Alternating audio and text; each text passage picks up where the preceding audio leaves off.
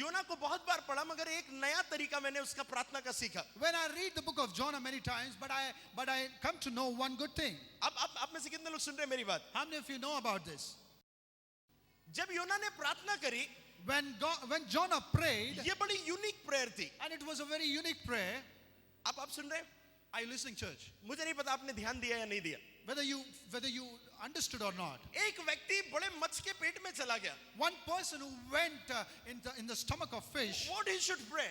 उसे क्या प्रार्थना करनी चाहिए? उसने रिपेंट करना चाहिए. Whether he need to repent, उसने प्रार्थना करना whether चाहिए. he need to pray, Prabhu sorry गलती हो गई. and Lord, I made a mistake. मगर यहाँ पर एक बहुत यूनिक प्रेयर हुई है. But there was one unique prayer where और he वो did. यूनिक प्रेयर को हम लोग पढ़ने वाले हैं. We are going to read that unique prayer over here. अब जब आप दूसरा अध्याय पढ़ते हैं, When you read the second chapter, उसकी पहली आयत पढ़ते हैं, and when you read the first verse, अब बहुत ध्यान से पढ़ी. तब योना ने उसके पेट में से हाँ, अपने परमेश्वर यहोवा से प्रार्थना करके कहा, हाँ, मैंने संकट में पड़े हुए यहोवा की दोहाई दी यहोवा की दोहाई दी और उसने मेरी सुन ली है. उसने मेरी सुन ली है. अधोलोक के उदर में से हाँ, मैं चिल्ला उठा हाँ. और तूने मेरी सुन ली. ओके, ये है भजन संहिता 120 का 1. Read it again. तब योना ने हाँ, उसके पेट में से अपने परमेश्वर यहोवा से प्रार्थना करके कहा, हाँ, मैंने संकट में पड़े हुए हाँ, यहोवा की दोहाई दी हाँ, और उसने मेरी सुन ली है. हाँ, अधोलोक के उदर में से हाँ, मैं चिल्ला उठा और तूने मेरी सुन ली. ओके, ये है भजन संहिता 120 का 1. ठीक है, नेक्स्ट. तूने मुझे गहरे सागर में, और सुनिए, ये भजन संहिता 120 का 1 ही नहीं है, ये भजन संहिता 130 का 1 भी है, 142 का 1 भी है, लेमेंटेशन का 3रा अध्याय 55 से लेकर 58 तक यही है. ठीक है, चलो और आगे. तूने मुझे गहरे सागर में, हाँ, समुद्र की तहा तक हाँ, डाल दिया, हाँ, और मैं धाराओं के बीच में पड़ा था. हाँ, तेरी भड़काई हुई सब तरंगे हाँ, और लहरें हाँ, मेरे ऊपर से बह गई. ठीक है, ये भजन संहिता 42 का 7 है. अरे सब है ये. Okay, next.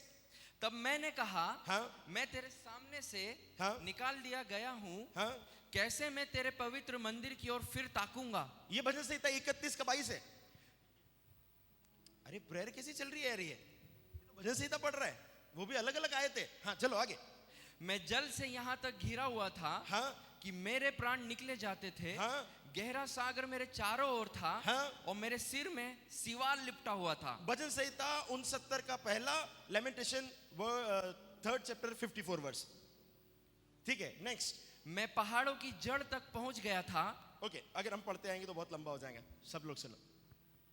जब आप इस अध्याय को पढ़ेंगे, when you'll read this verse, योना सिर्फ प्रेयर नहीं कर रहा है. Jonah was not only praying, he is praying with the scriptures. और वो उन scriptures के द्वारा बातें कर रहा है. आपको पता है वो भजन संहिता की आयतों को बोल रहा है. He was reading Psalms verses. एक व्यक्ति प्रॉब्लम में है, And one person is in problem, एक व्यक्ति वो बड़ी मछली के पेट में है, and one person who is in the stomach of a big fish, वो प्रभु से प्रार्थना करते करते कैसी प्रार्थना कर रहा है?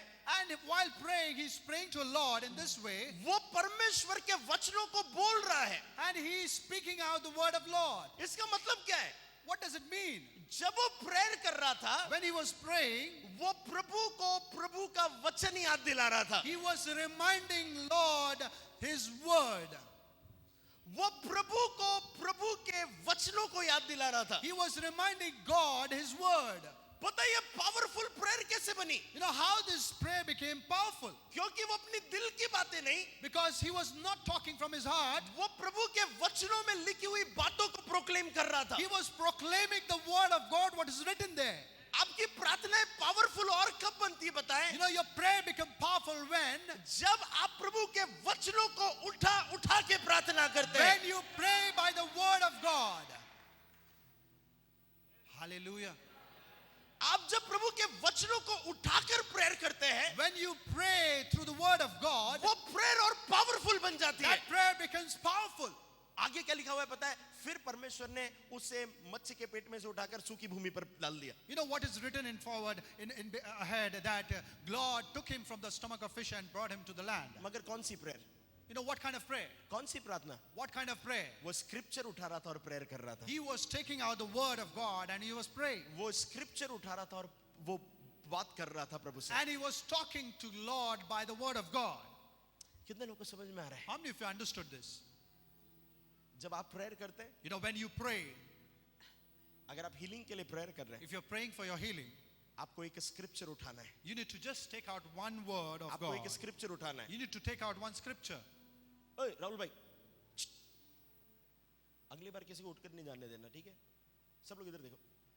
बाइबल के वर्ड्स को उठाओ You need to take out the word of God from Bible. और बाइबल के वर्ड्स को उठाकर प्रार्थना करो। And you need to pray through word of God. Scripture को उठाओ You need to take out the और scripture प्रेयर करो। and then pray. स्क्रिप्चर को उठाओ, Take out the scriptures proclaim करो। and proclaim it. पता है आपकी प्रेयर सडनली पावरफुल बन You जाएंगी, know, your prayer will become powerful. क्योंकि आप प्रभु को बता रहे You हैं, know, because you're telling God, मैं किसी और बात के कारण नहीं आ रहा, I'm not here just not because of others. आपने जो कहा है उसके कारण आ रहा हूं। Whatever you have said in the word, because of that I'm coming here. Example के तौर पर, Let us take it by an example. Example के तौर पर, By an example, we'll take it. मुझे गुजरात जाने से पहले Before going to Gujarat, Sammy ने मुझसे बोला, पापा आप मुझे कोई पर्टिकुलर चीज वॉच दिलाओगे क्या? my son Sammy told me to bring me a watch. और मैंने सैमी से कहा, बेटा मैं जैसे ही गुजरात से आऊंगा मैं तुझे watch दिलाऊंगा। And then I told Sammy that the moment I come back from Gujarat, I'll give you that तो watch. जब मैं वापस आया, When I came back, Sammy ने ये नहीं पूछा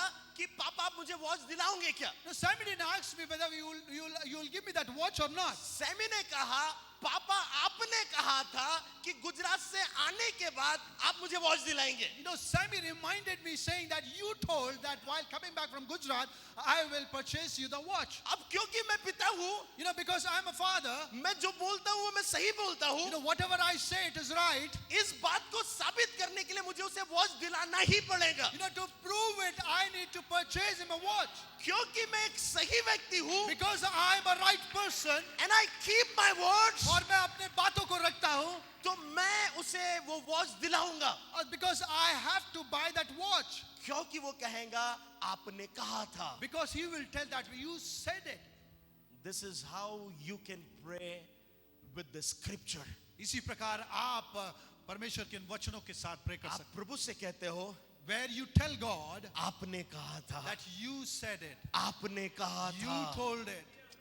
This is something very powerful, church. और ये एक बहुत powerful चीज है. आप जब प्रभु के पास जाते हैं, When you come near to Lord, आप प्रभु से ये बोलते हैं, when you say to God, प्रभु मुझे पवित्र आत्मा दो, now God give me Holy Spirit, तो प्रभु बोलेंगे ठीक है।